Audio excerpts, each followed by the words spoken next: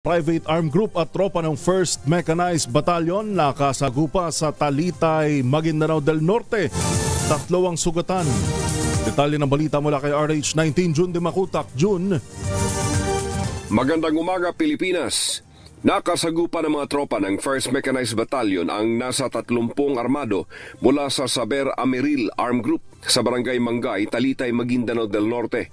Batay sa report mula sa Talitay Police Office led by Police Captain Charlie Mahait, 3 sa mga armado na kinilalang sina Teng Unutan, Aru Mabang at Ansari Mahmud ang sugatan sa barilan na inihatid pa ng 1st Mechanized Troops sa pinakamalapit na ospital bago inilipat sa CRMC sa Cotabato City.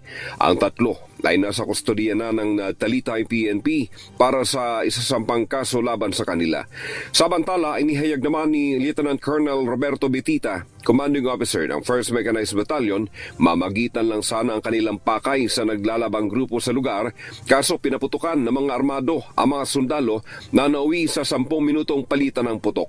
Na-recover ng 1st Mechanized Troops sa mga baril, isang Garand rifle, isang 7.62 sniper rifle at isang 5.56mm Colt rifle. Ganon din ang pagkakumpiska ng shabu na may halagang 59,000 pesos at drug paraphernalia.